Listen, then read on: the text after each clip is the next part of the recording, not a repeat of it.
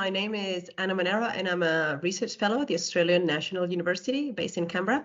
I am, however, living here, not too far from you. I'm in Wadmasmay in Wajak country, although I'm originally from Europe. I was born in Barcelona, and that's where I did my bachelor's in civil engineering.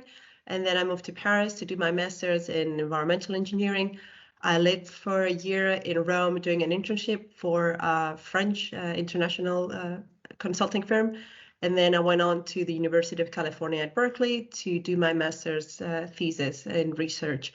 When I did that, comparing water management strategies between Spain and California. And throughout my bachelor's and master's, my focus was on management of natural resources, especially water. So after I graduated from my master's and lived in all those exciting places, I moved to Sydney with a consulting firm named MWH. And I lived in Sydney for about 2 years, working as an engineering consultant in the water sector. After that, I met who's now my husband, and we decided to move somewhere where it's a bit quieter and somewhere we could raise a family, and that was Perth. We've been living in Perth for about, I think it's around 12 years now, and we are extremely happy. We find this a great place to live, and I've also been fortunate enough to be able to pursue a career here. I worked for a year for the Water Corporation in the water planning team, and after that, I did my PhD also in water management. I did my PhD through the Australian National University, although I was based in Perth. I did my fieldwork in Tanzania, in Africa, and I had 2 kids along the way. It was definitely a very busy time of my life, but it was very fruitful. I'm glad I did it. And thanks to the PhD, I was able to start working in academia at the university. I worked for about 3 years at the University of Western Australia in an array of different projects, including mine site rehabilitation. And over the last 2 years, I've been working back again with the Australian National University in the Water Justice Hub, which is a network of researchers that are dedicated to the study of water management, in particular towards water justice, which includes concepts of equity and access to water, and especially also considering Indigenous water rights. So you may wonder what the connection is with the ocean and with my talk here today, which is about surfing resources. And that I'm just going to share my screen now. The presentation is just loading.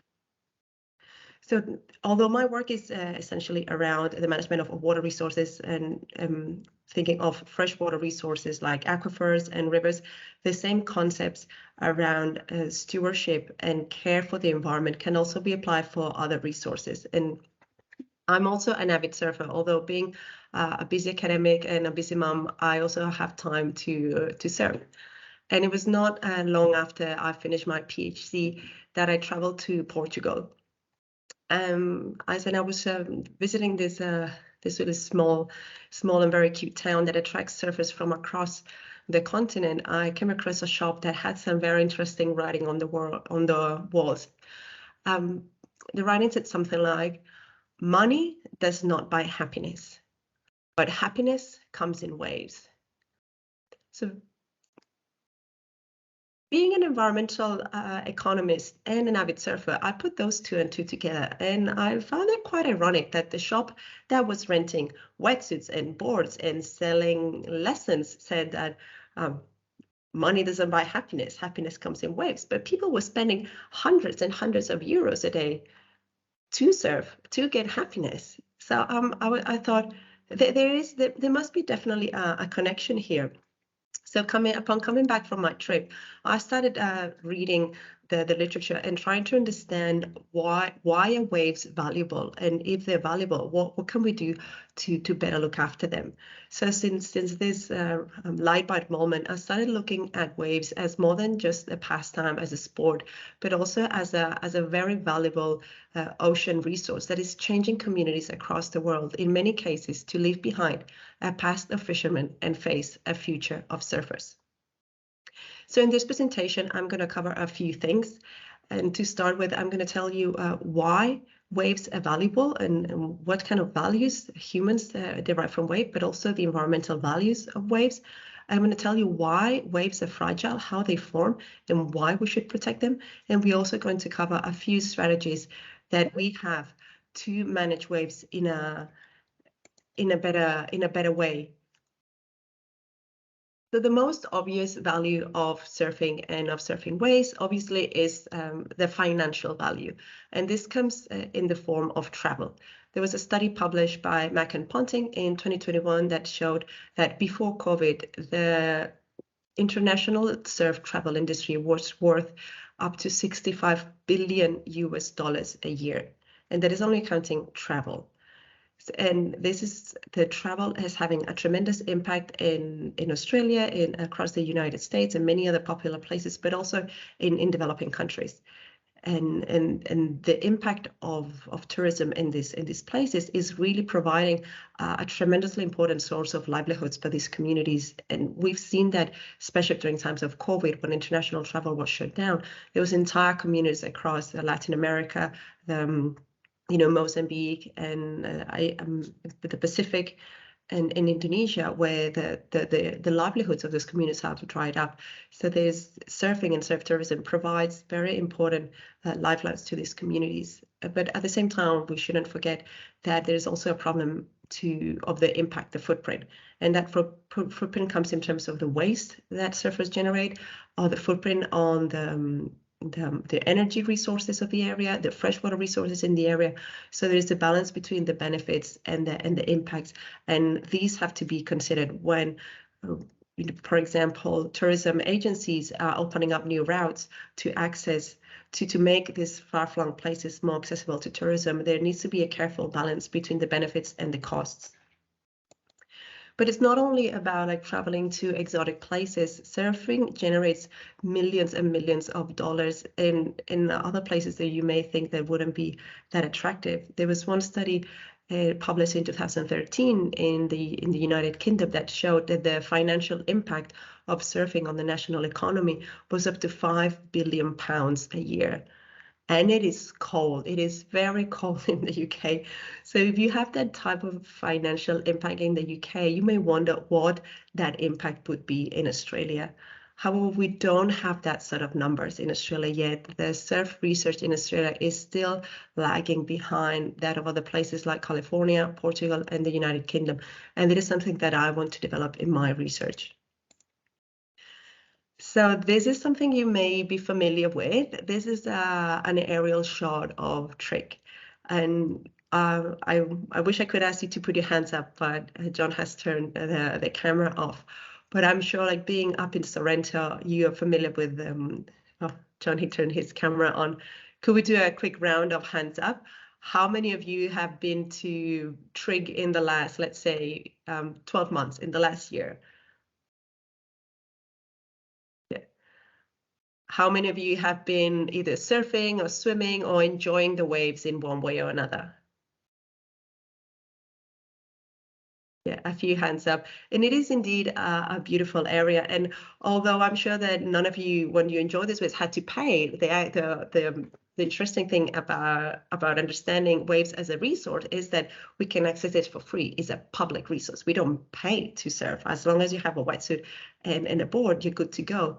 But there's many people, there's thousands of people who actually will pay higher house prices to either to rent or buy property close to those resources. Like my example, my husband and I decided to buy a house in Waterman's Bay because we love the area, we know there's good schools, but also because it allows us to surf on a regular basis. We only like 5-10 minutes drive from Trig, and that for us is a big plus for us as a family, for our values. It allows us to take our kids to the surf before and after school, and we're not the only ones. There's thousands of people in Perth and in other countries that in other cities and other countries that make these choices. So another way that surfing contributes to the market economy, has a financial impact, is through higher real estate prices. But how much, we don't know. Trig is a beautiful area to live in, and there's many other reasons why people want to move there. But we know that the surf has an impact, but we don't know how much. We do have some anecdotal evidence of how the surf has transformed the area. And my friend Claire always tells the story that she's been surfing trick for 30 years. And she said, like, back in the days, it was nothing more than a dirt car park. So she would hang out there with her surfing friends, and all there was a coffee shop selling average coffee and soggy chips. But as the surfing community grew, there's other people who wouldn't be surfers, but they like to be around surfers. They thought, oh, these people are cool. We're just going to hang out. Maybe we make friends, or we meet someone special, or we take a picture. And then the whole thing, they cascaded into creating this hype around being in Trig because they have that surf culture, that surf community. And then eventually the car park got improved, and now you have a very fancy cafe. So the whole thing has just been transformed, and this has been underpinned by the surf. But the value of surfing is not only in the financial value, that means how much money it injects into the local and global economies. It's also about the environment. It so happens that in many places in Australia, for example, in the Margaret River area, but also in Indonesia and Fiji and many of these surf-rich places, that surfing resources, they overlap with other type of marine resources, for example, with biodiversity. And as you may be aware, there are many different strategies and protocols to protect those biodiversity resources. And as a study just published just recently, I think it was 2020 or 2021, in a CellPress journal, which is like an excellent suite of journals. It's like the best journals out there. They are actually claiming that we should protect surfing resources alongside other marine resources because they happen to be in the same area. So, for example, if you're going to become a policymaker, like protecting marine resources, and you want to designate an area that's protected from fishing to protect the fish stock, you may want to think, like, is there a surf break around there? And you're likely to find one either within that same area or close by.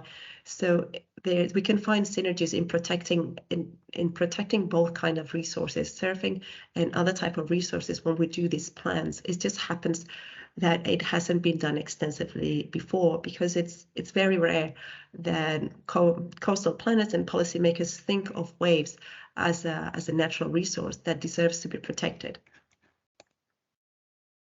But not only surf provides benefits for the economy and for the environment, it's also an integral part of our mental health, of our physical health, and our well-being. A pilot study carried out at the Perth Children's Hospital found that pediatric patients, that's kids suffering from cystic fibrosis, that were put through a program through surf lessons, their health conditions improved dramatically. And that was compared to other sports and also compared to traditional physiotherapy. So the benefits of this program included like kids being in a better mood, being more resilient, being more willing to undertake surgery when the time came. They had better relationships with the parents, better relationships with the siblings, because it became a family outing. It was no longer about taking the child to the therapy at the hospital and the family just sitting at the cafe. It was about a family thing. It was fun. It also cleared the lungs, and the benefits of this pilot program was so great that the team got funding to extend these trials to other type of chronic illnesses. And I'm really looking forward to seeing those results. And this could be extended not only to pediatric patients, but with other people suffering from an array of conditions, whether that's anxiety, whether it's depression, post-traumatic stress disorder. There's a whole suite of physical and mental conditions that can be improved through surfing. And there's a growing body of work now demonstrating those links. But surfing not only provides values in terms of the finances, the environment, and our well-being, it's also a social value. And for those of you who put your hand up, I want you to reflect on what the waves mean to you. For me, waves mean that I'm connected to a community. When I did my PhD, I joined a group called Surfing Mums, which I'm now the president of. And it's a community of mothers, but also of parents and carers who are passionate about the ocean, are passionate about the surf, and of having a lifestyle that embraces those values of caring for the little ones, but also of growing up healthy by the sea. So the essence is we meet, I don't do this anymore now, I'm working full time, but while my kids were little, we would meet 1 or 2 days a week and take turns looking after each other's child. So this means that busy moms who may not have the opportunity to leave the kids anywhere else have the time of the day to go out and surf. And our motto is that the waves are not the waves are just the beginning. There's much more to that. Thanks to this the surf, we have created a network of families that support each other on and off the beach. So surfing is such an integral part of the Australian social fabric, and you may think that it's been there forever, and indeed it's been there for a long time. And if the first surfers in Australia, as far as I know, started surfing in the 50s, but more in the 60s and the 70s. And there's records of people going to places like Noosa and Yallingup, where before their arrival, there was very little construction, very little financial and economic activity. Of course, the Aboriginal people have been caring for those countries for thousands and thousands of years. But in terms of settlers, there's many places where these actual surfers were the first people to move there. And this is true for, as I said, places like Yallingup in Western Australia, in Noosa, but also in places like Hawaii and Peru, where the traditional surf culture now underpins that identity of the people to that place. So knowing that waves have been there for a long time and the people have enjoyed and have a connection to waves for a long time, you may think that they always be there and they'll be in the future. But the reality is that waves should not be taken for granted. Waves are a result of a very finite set of conditions, and they don't happen randomly. Some people think they're ephemeral. Oh, there's a wave here today, there's not a wave there tomorrow. But it's not by chance. Waves happen as the swells form out in the ocean by the winds. That transfers the energy from the wind into the water, and that creates ripples. And as those ripples organize, they form swells. So those swells travel to the coast, and they travel very fast, and the water is very deep, so that the energy is getting transported in the form of a wave. But you don't see the wave because it's the water out there at the ocean is very deep. So as those swells get closer to the shore, the sea bottom becomes shallower. And as the sea bottom becomes shallower, the wave starts to slow down. So a wave would typically break when the depth of the ocean is 1/3 higher than the height of the wave. So a wave that's about 1 meter in height will break over 1.3 meters in the sea depth. So in this picture, you can see the waves wrapping around the Noosa coastline. And as you can see, the part of the wave that's closer to the shore is traveling over a shallower space, and that's where the wave slows down, and then the water, because it can travel faster, it's slowing all that amount of water just builds up and up to a point that it starts breaking and peeling. So the waves are a result of the swells that form out at sea, but also of the geography and the bathymetry of the area. And although so far as we know, we can't change the winds, although there are certainly all those weather patterns are changing with climate change. We really don't know what climate change is going to do to the surf. But what do know is that our actions as humans on the coast, they have a dramatic impact on how those swells break and transform into surfable waves. So for example, in Huntington Beach in Southern California, a pier was built, and almost by chance, it created this really, really good wave on both sides of the pier. And that is because the sand that naturally will travel up and down the coast gets caught up in those pylons. And as it gets up, it just accumulates and makes the bottom shallower in a way that as the waves approach, they peel over that sandbar in a way that makes them really good for surfing.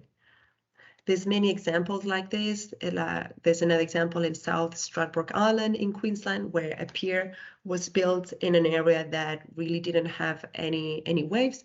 But as the pier was built, the swells that come, they would usually just slam on the sand bottom, a bit what like happens in Trig, where the waves come, but then because there's no sand bars, the wave just breaks straight, and that makes it really, really hard to surf. But by building this pier, what happens is the wave starts peeling around, and that makes it a really, really good quality wave. And this just has happened by chance. And there's tons of other examples across the world where beaches that were average in terms of the surf quality, after some man-made changes, they happen to have a really high quality wave. Another example in the Gold Coast in Queensland is Snapper Rocks. And you may have heard about this. Is this Snapper Rocks has a wave that when it works, it's world class, and it holds like international competitions. And this wave has been formed as a result of the Tweed Heads bypass. The Tweed River that you can see at the back of the image brings a lot of sediment from the river, and it got to a point where that sediment was building up, and to a point that was impeding the passage of vessels. So what was decided is that all that sand would be dredged, and all that sand then would be transported through a pipeline and put somewhere else. They decided to put it here. And it so happens that transferring that sand from the river and bypassing it to the other side of this little peninsula created this amazing wave that when it works, it just breaks all the way from Snapper Rocks up onto almost Kira. And I've been lucky enough to be there at a time where like a big swell, and the whole city just got transformed. Like people pulled their tools down. If you had a trader booked in for that day, he or she was not going to show up. The whole city stopped to watch. It was just a spectacle. It was incredible. And this again just happened by chance. But there's other times where changes to the coast that have not thought in advance about the impact on surfing. Like in this case, it was for the better, but it also can be for the worse. You may be aware of the project not far from where your school is, in Ocean Reef in Perth, where the beach has been is now in the process of being redeveloped into a brand new marina. The marina will certainly bring really, really good benefits for the area.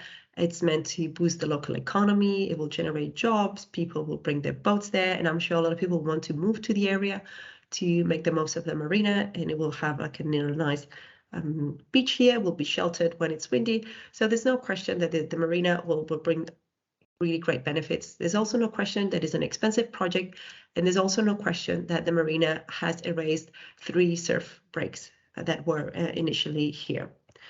Those waves may not be world-class, but they were of value for the local community. Now that those waves are gone, people who moved there for the area because they wanted to surf somewhere that was user-friendly, it was good for the children, and it was not busy, these people have nowhere to go. Yes, they may take up boating. Yes, they may still walk their dogs down to this little beach here, but if they're surfers, the value that they attach to that beach, that has been erased. And unfortunately, the impact on surf resources has not been properly taken into account by the planning project. So what the community are doing now is they're trying to talk to different levels of government to see whether there will be an opportunity to do a feasibility study to build an artificial reef here that we still try to capture some of the swells coming and help a wave form here.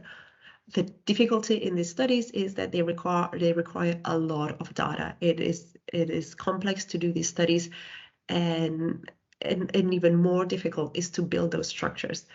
The swells in winter that we get in WA are very, very strong. So anything that you put in the ocean is like to get washed away. So building an artificial reef just as a standalone is difficult and is expensive.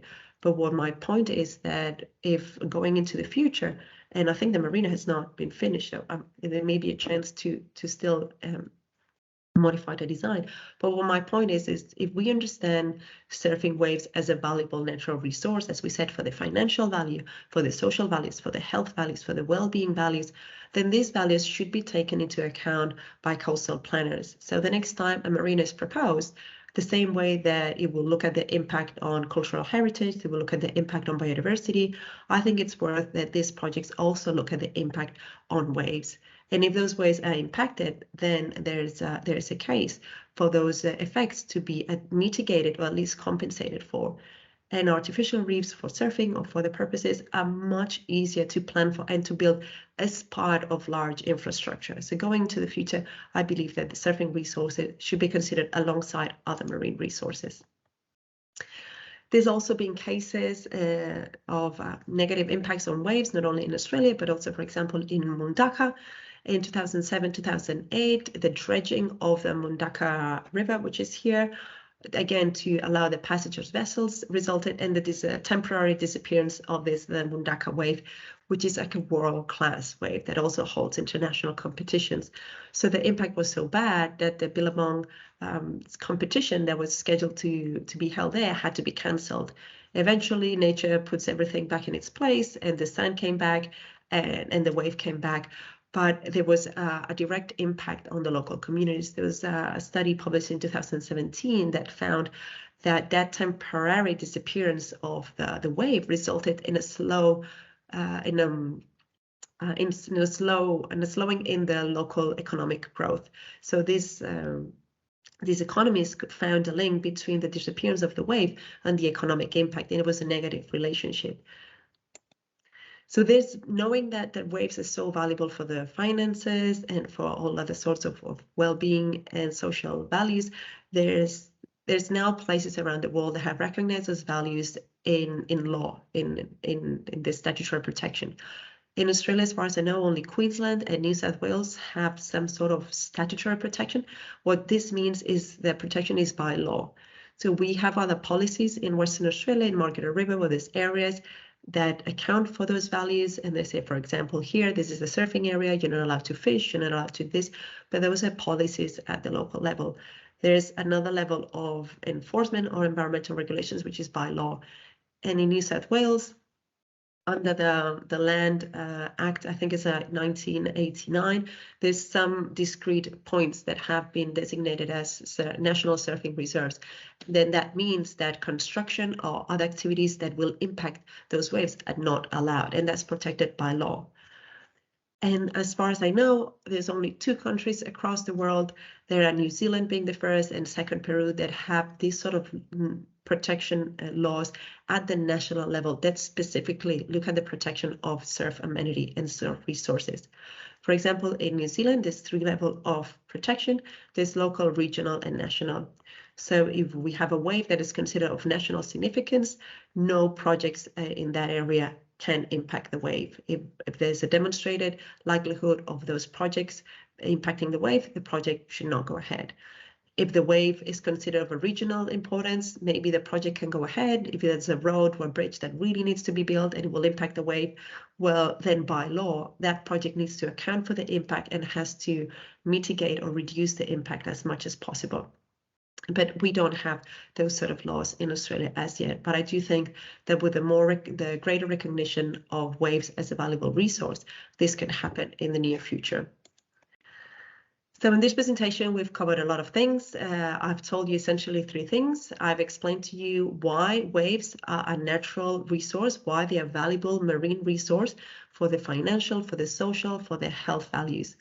We've also looked at how waves are formed and why they are vulnerable, why they are a precious resource, and what are things that we do to the coast that can either make or break the waves.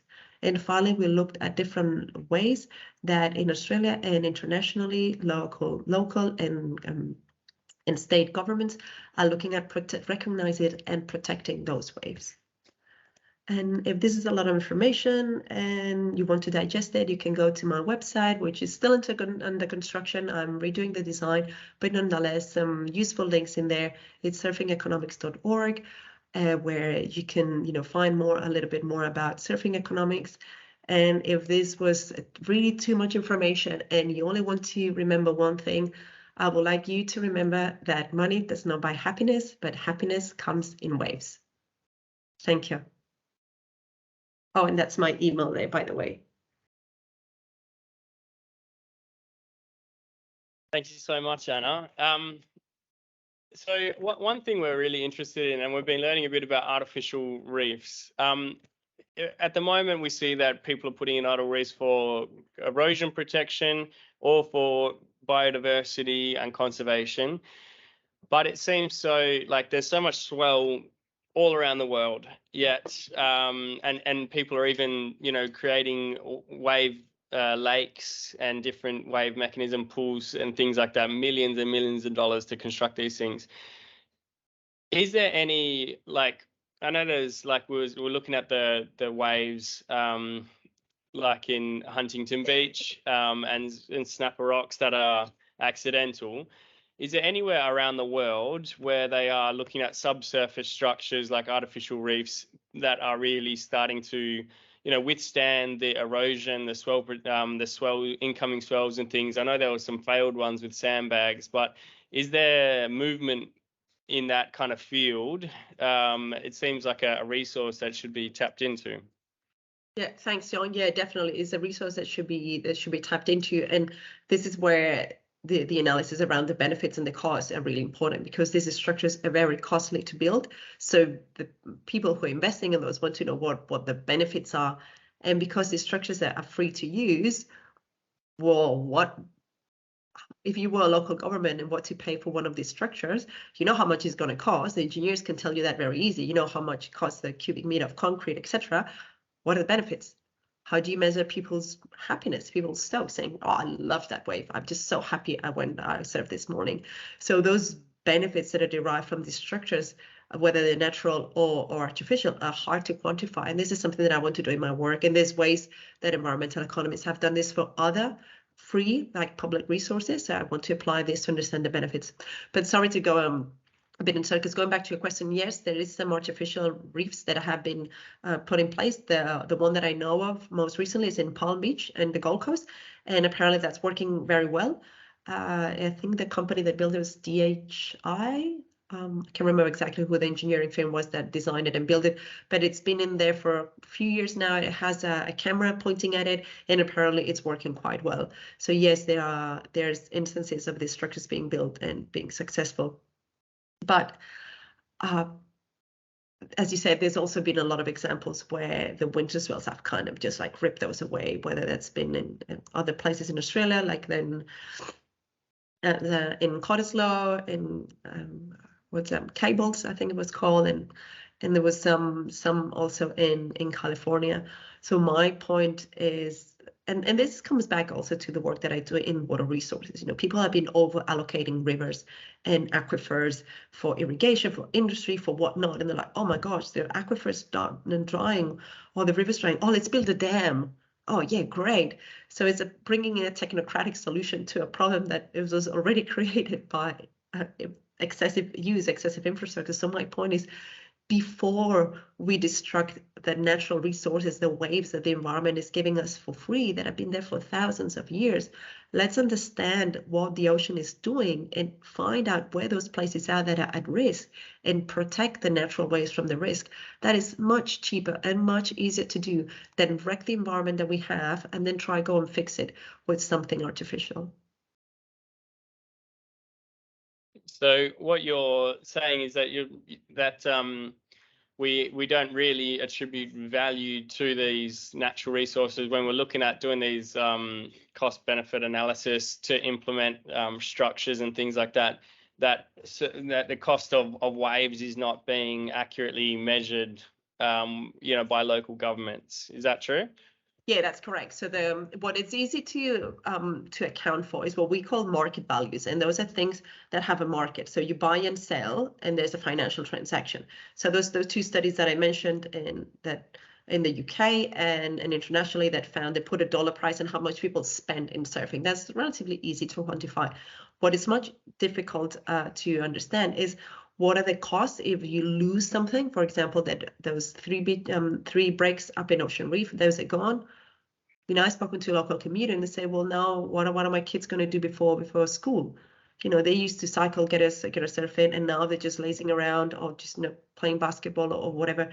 That is a loss, that is a cost, a personal and a community cost but how much is that worth? Yes, the marina will bring some benefits, some great financial benefits, but how do you translate those intangible, those non-market values, whether it's is in form of a benefit when you have an improvement in surf amenity, or whether it's a cost when you have a loss in surf amenity? How do you account for those values? And it is not perfect, but there's methods in environmental economics called non-market valuation where we can do that.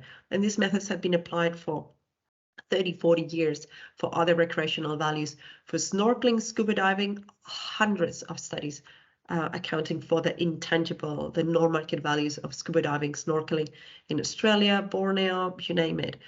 Mountain biking, rock climbing, fishing, poof, the list is endless, but very few have done this for surfing. And surfing is actually the second most popular ocean-based sport in Australia, and that comes before fishing. And you being children, you may want to know that surfing is actually the #1 family sport in Australia. So Sports Australia ran a big survey, and they asked people which sports do you engage in, and which sports do you engage in as a family. As a sport, as a family, surfing came #1. It's really interesting. Like when you look at Perth's coastline, and the use of say groins, like they're always kind of like above the surface, very like quite a consistent design that has been around for probably hundreds of years. Like when you look at like say the developing Perth coastline, it just seems like we're going to forever be encountering coastal erosion problems into the future and things like that. Is anybody doing any work to kind of facilitate, the way that we can create coastal engineering protection structures that actually enhance the waves? Like when you said about you could redesign the ocean, the break wall, that like it could easily kind of be combined to incorporate both. Like you could design it to protect as well as to, to create waves depending on the prevailing swell. Is that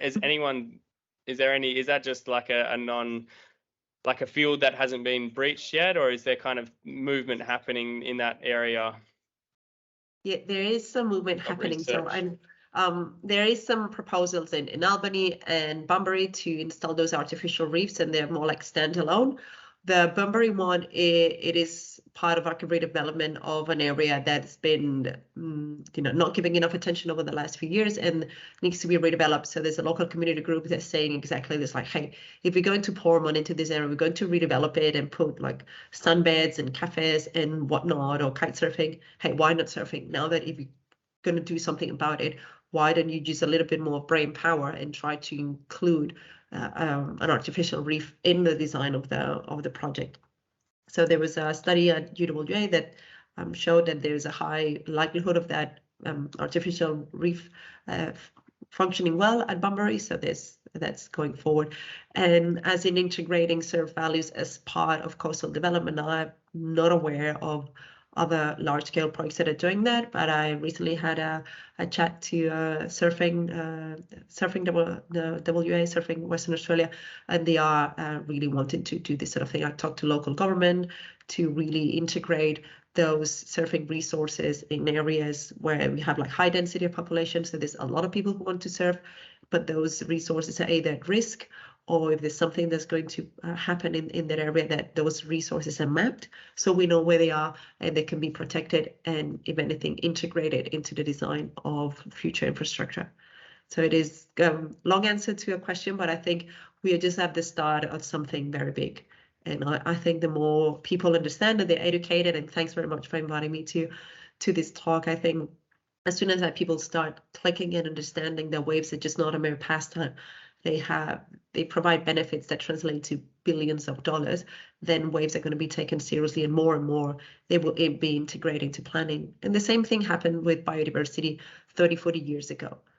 No one cared about seagrass 40 years ago, and now it's like, yes, that this is like, wow, this is the ocean gold. We have to look after it. So I'm 100% sure that this will happen with waves. It's just a matter of keeping up the work of educating, it's like children, or policymakers, researchers, and the entire communities about the value of waves and how those should be protected. Yeah, I think you've hit a chord on for many of these students who are still kind of looking for a career pathway to go, but it's certainly a very exciting field that it feels like we're just at the start of. What kind of career pathways would there be in this field, or university kind of entrance courses, like how would you guide somebody into the many facets of this field? Well, I guess there's many ways of doing it. As far as I know, we don't have a surfing degree in Australia, although that is one of my plans to develop a surfing curricula and in the long term establish a surf research center. As far as I know, there's only 2 places in the world. There's one in San Diego, a dedicated surf research center, and they mainly focus on tourism values, and one at Peermouth in the United Kingdom. But I think there's many skills that students could develop, and then that could then be applied to surf research. This is what I've done. I've developed skills in management of natural resources and environmental economics and environmental management. And now all of these, I'm putting all these pieces together and looking at surfing. So I think there's much more to come. And it could be from the conservation aspect. If you're really someone who's interested really in protection and conservation, then you could maybe take a degree in environmental conservation or management, and that's from the like the natural part of it. If you're someone who's really interested in anthropology or social values, then there's other pathways that you can understand what the benefits of for humans are recreation, what the benefits of general recreation are for people, for children, for people with disabilities, whatnot. And as part of a suite of recreation activities, you introduce surfing. I think now the surfing research is a bit scattered, and I went to a conference a few years ago where I met a bunch of other researchers in surfing, and they're all a bit like me. They all had their day jobs, and then they were doing surfing on the side. I met a lawyer who said, look, my day job is in academic law, but there's obviously a gap in the legislation to protect our resources, so this is what I'm doing. So I think for the students, I would just choose what broad aspects interest you as a person, where your values sit, and then if surfing is something that also interests you, just try to weave that in. Maybe putting all your eggs in the surfing basket, maybe it's a bit early, but I'm sure like in 5-10 years we will have more of a concentrated degree and career pathway in surfing. I think now is still a bit disgregated, where we are pulling all the pieces together.